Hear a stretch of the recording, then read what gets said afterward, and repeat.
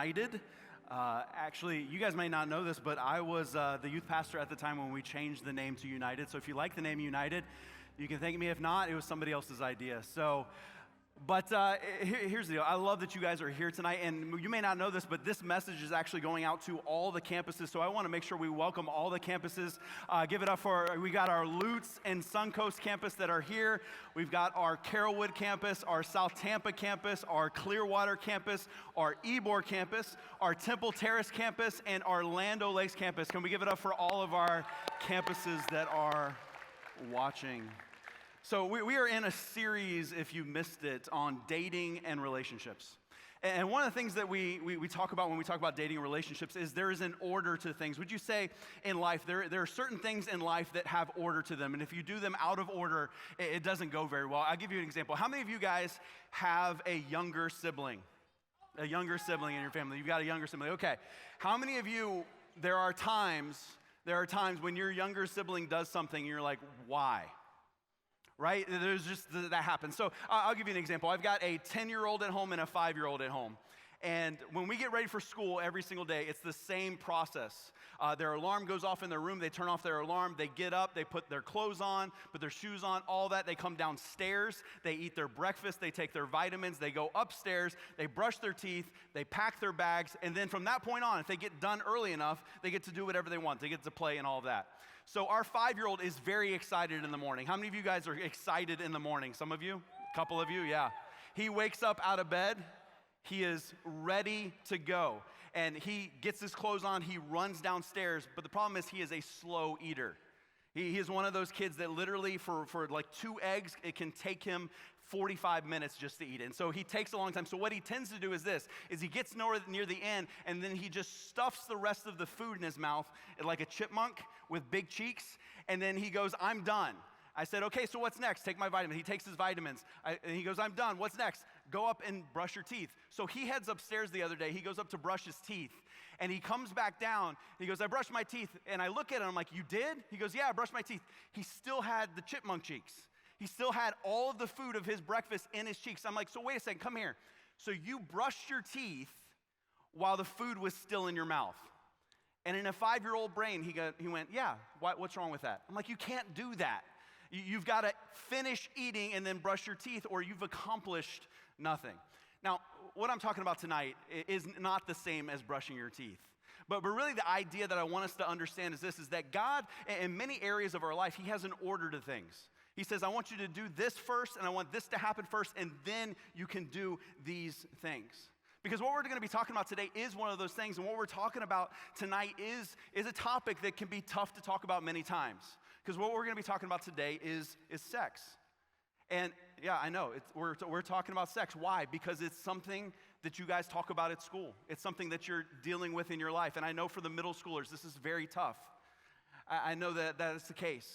But here's the deal. Here's what I know.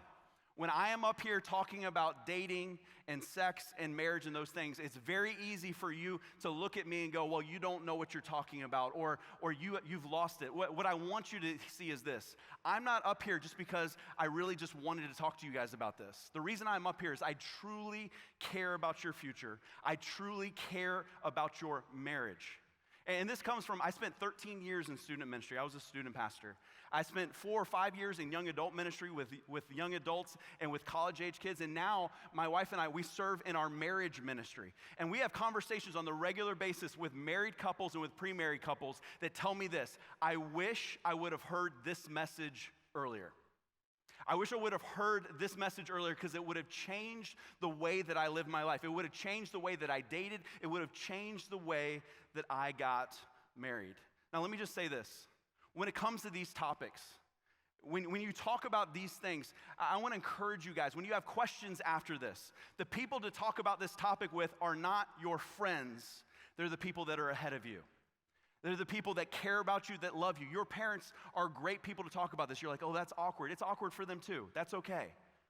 But they're the ones that, because they care about you, they've invested in you. On top of that, you got your leaders at United. And here's why I say this. You want to ask questions about the future from people that are already there, that know the answers to them. So here's the deal, guys. We're going to be talking about sex, and the Bible has a lot to say about sex. But the problem is this, is that if you listen to culture, We have an enemy that has got into culture and has said this thing. They said, you know what? God doesn't like sex. In fact, God hates sex. In fact, that's not true at all. God doesn't hate sex. He created it. He created it. I mean, when you think about it, when he put Adam and Eve in the Garden of Eden, he wasn't surprised what happened next. Like he wasn't going, oh no, I didn't expect Adam and Eve to do that. He created, in fact, in Genesis 2:24, he sets the stage for this. He says, this is why a man leaves his father and mother and is united to his wife in marriage.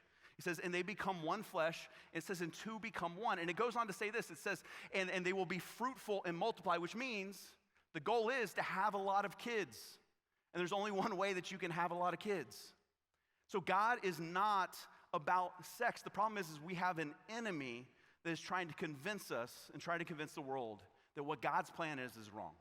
And how he does this is the same way he's done it throughout all of time. In fact, when Adam and Eve were in the Garden of Eden, what did Satan say to Eve to make her think that she was okay to eat from the tree? He goes, hey, God's holding out on you. God's holding out on you. And here's what I want you guys to understand and see, is many times in this world, people will say, well, God's holding out on you. He's not giving you all that you could have. What God has for you is not enough. In fact, there's a lot more to it. The truth is, what the enemy is trying to get you to fall into is so much less than what God has. I'll say it this way. Whatever God creates, Satan counterfeits. Now, what is a counterfeit? If I had a counterfeit dollar up here, it would look like a dollar, it would feel like a dollar, but what is its worth? It's nothing.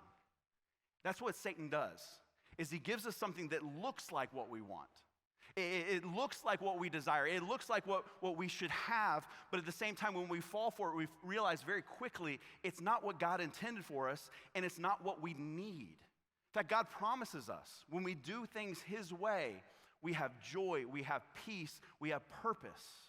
But what does Satan offer us? It's very simple. He offers us momentary happiness and pleasure. And here's the deal. Here's what he does. He says, if you can take this momentary happiness and pleasure, I'm going to take away part of your future. See, what Satan always does is he gives us what we want in the moment so that he can take away part of our future. And so what we need to understand, even though, guys, I know this, marriage is so far off of your minds, but I need you to understand the decisions that you're making right now in your dating relationships and in the way that you live this out and who you're going to pick to be married, it matters right now. And it's affecting your future relationships.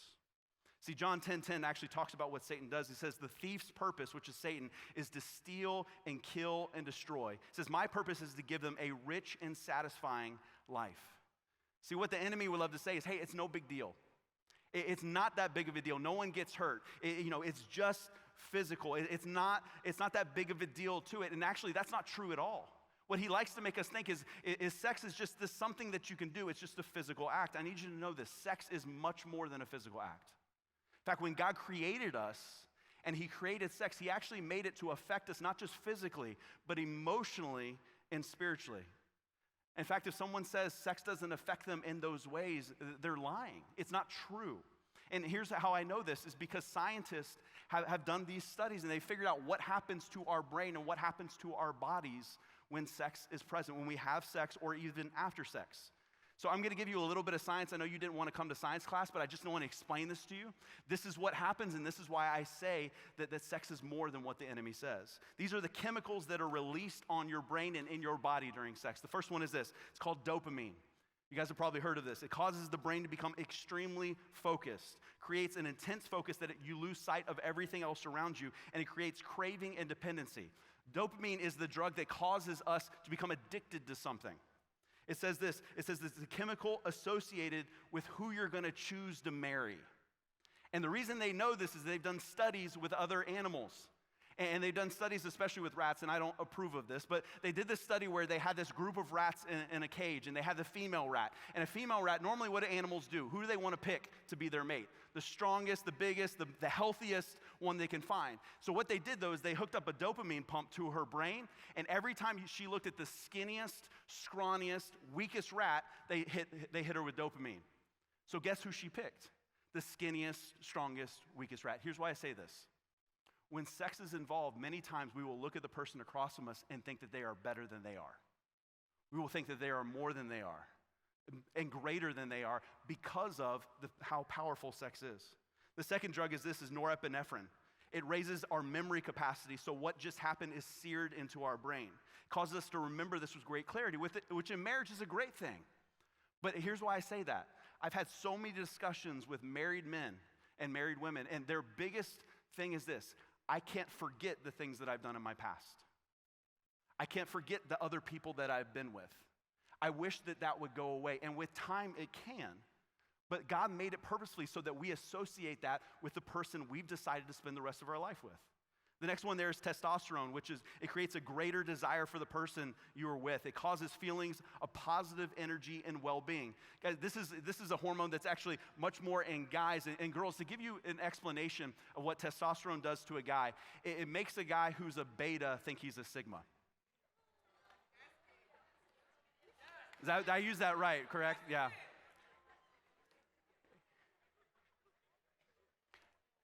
So it makes us think we're better off than we are. In the same way, it causes you to think, hey, what we just did was the best thing. The next one there is oxytocin. Oxytocin creates feelings of intimacy.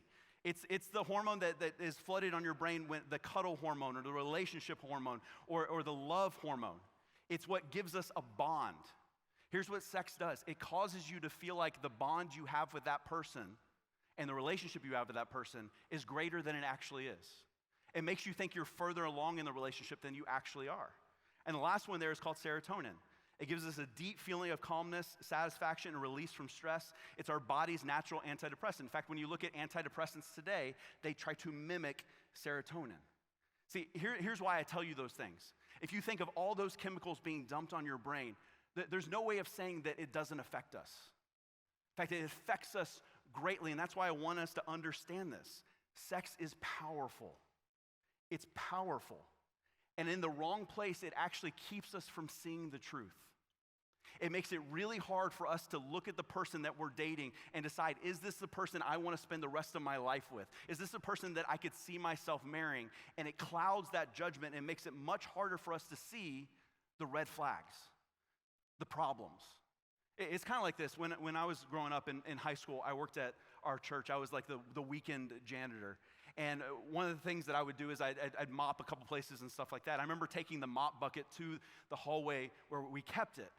And I accidentally spilled the water everywhere, and I tried to clean it up and all that. But the next week when I came by, up on the wall, there was a whole bunch of mold. And I went, oh man, everybody's going to know what I did was wrong. But there was some paint nearby, so I took the paint and I painted over the mold. The next week I come back, there's more mold on the wall. So I take the paint and I paint more. The next week, more mold and I paint more. The next week I come back, the entire place is torn apart. All the walls are taken down. And I walk up and I'm like, wow, what happened? And they go, the pipe burst. They said, we wish we would have known ahead of time when it was just leaking, we could have fixed it. Like it wasn't until it burst that they saw the problem. In relationships, when sex is introduced to the relationship before marriage, we stop seeing the red flags. We stop seeing the problems. We stop seeing who that person truly is. And many times, and you guys that are older that have seen this, when you see couples that have crossed that physical line, when they break up, it's always a blow up, isn't it? Like it's a massive blow up. There are mean things that are said, there's people that are unfollowed, there's all things that happen, right? And then what happens though? 3 weeks later, they're back together. You're like, why? Wait, you hate him. You don't like her. Why do they come back together? Because there's a bond there that they don't understand. Even though they see the problems, even though they know that person did something that shouldn't be forgiven, they come back to that person. Why? Because there is a bond there that's stronger than they realize. Guys, it's the reason why Paul, when he wrote in 1 Corinthians, he says this. He says, run from sexual sin. No other sin clearly affects the body as this one does. For sexual immorality is a sin against your own body. Because I want you to have the best marriage possible. And part of that is choosing the right person to marry, right? It's deciding, hey, that's the person that is the best person to marry. What I'm trying to help you understand is when we have sex before marriage, it makes it really tough to choose the right person. But here's what I know. There's some of you right now that are in this room. There's many of you that are watching right now, and you're going, but I already crossed the line. You know, I've already crossed the line. And what the enemy would love to tell you is this: you already crossed the line, so just keep going. You've already messed up. And that's not true. There is always a way back.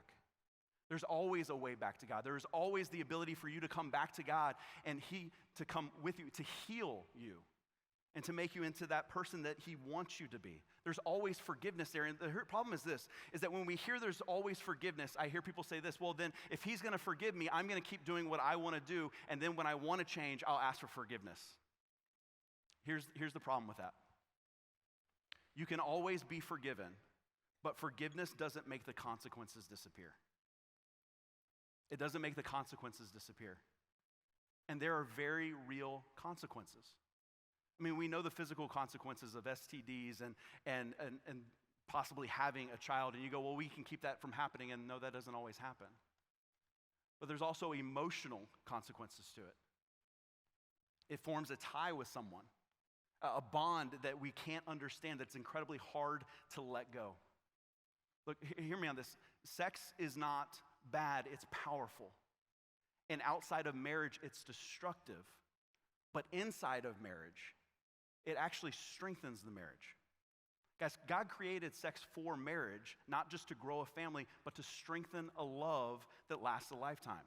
And here's why I say that. I know you guys have been around marriages. Is marriage easy? No, it's not. It's not. Just let you know, it's not easy. Does God know that your marriage is not going to be easy? Yeah. Does He know that you're going to get in fights? Absolutely.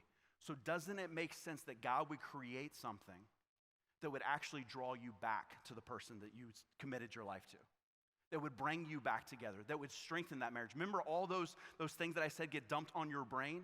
Well, when it's dumped on your brain in a marriage relationship, it helps strengthen your marriage to keep you together so that you can have kids and raise those kids together and stay together long enough to see those kids have kids and to create a legacy that comes from it. See, God's plan is so much more in the future that it's so hard to see sometimes. But He has something more and better for us, and He's saying the best version of sex is inside of marriage. It's inside of marriage. And here's why. Is because so often we say we get married because we love that person. And we have the wrong idea of what love is. Because love is not a feeling. Love is not a feeling. I know a lot of times, I feel in love. And I'm not saying you don't feel that, not at all. I still remember one time I gave a message similar to this, and it very much angered a middle school girl who was dating, and she came up to me and said, I hope one day you and your wife can have the same kind of love me and my boyfriend have.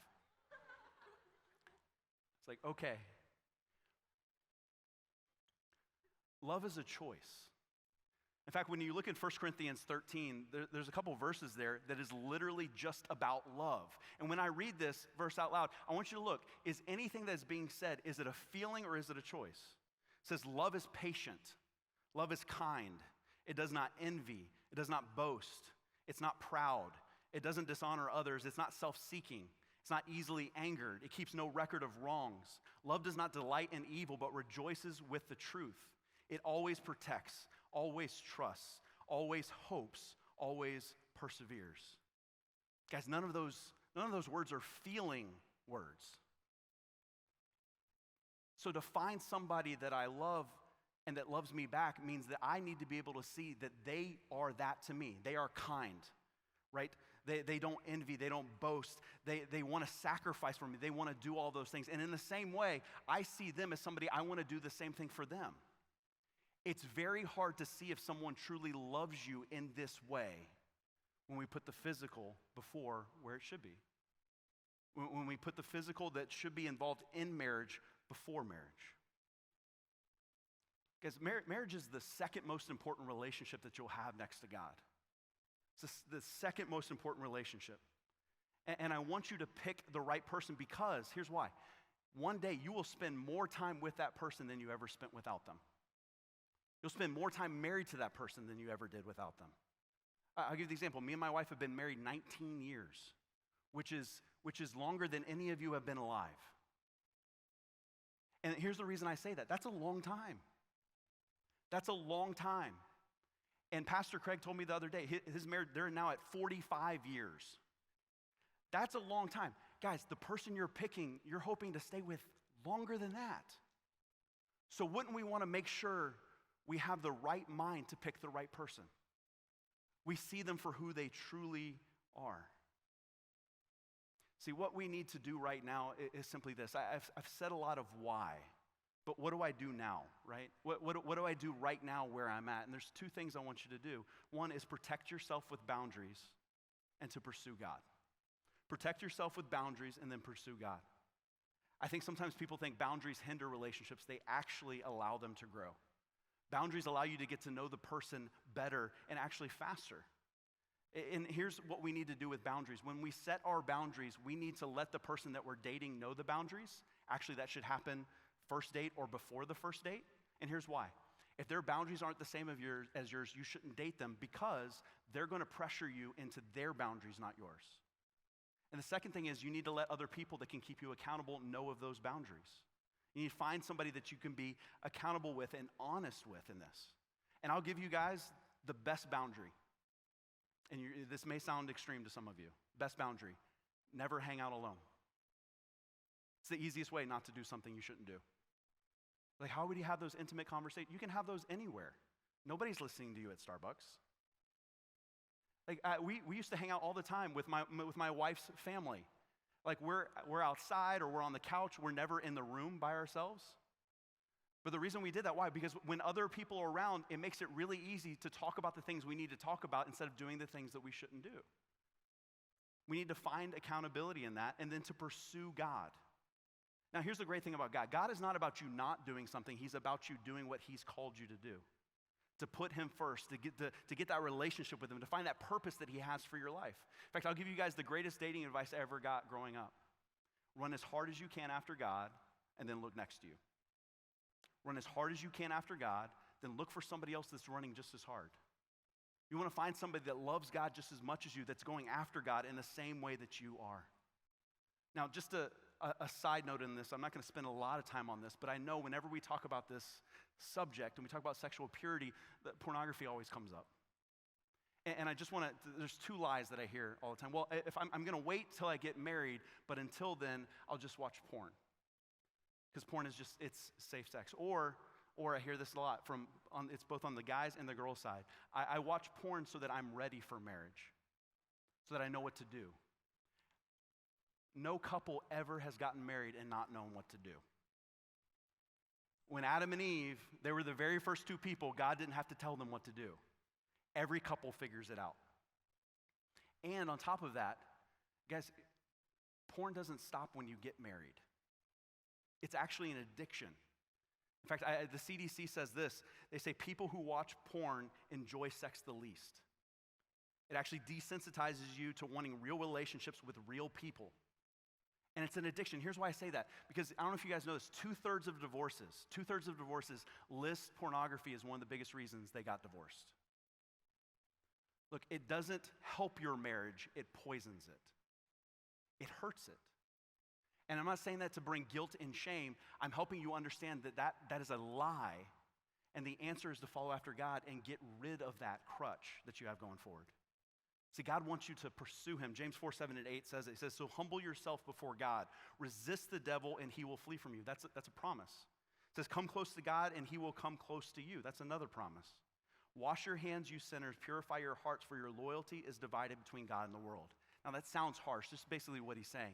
He says, stop trying to live one foot in the world and one foot following after God. Stop trying to live one way at school and another way at home and at church. Stop trying to do it both ways. You've got to pick a side and choose to follow after God. But God promises us this. If we follow him, he will help us. If we walk towards him, he's already walking with us. God says if we resist the temptation, he will help us continue to walk away from it. Because I just want to close with this. Faith isn't just believing God exists. It's trusting that his way is better. And here's why I say that. If you believe God loved you so much that he sent Jesus down to this earth to die for your sins, wouldn't you believe when he tells you about relationships is out of that same love? Wouldn't you believe that, man, if you're worthy of the death of his son, what he tells you about relationships is worthy for us to listen to. Look, here's what I know. You guys, you're going to hear so many things that contradict everything I said today. But you're going to have to make a choice sooner or later. Am I going to go after the happiness of the world, or am I going to go after the love of God? Let me pray for us. God, I thank you so much for who you are. God, I thank you just for the fact that there's hopefully a lot of lies that have been broken tonight. God, I pray for the conversations that are going to be happening in small groups. God, I pray for the thought processes that are happening right now. God, I pray that you would just illuminate and show each one of these students how much you care about them, how much you love them, and how your plan is so much better than what the enemy has to offer. God, we thank you that you love us that much. And in Jesus' name I pray, amen.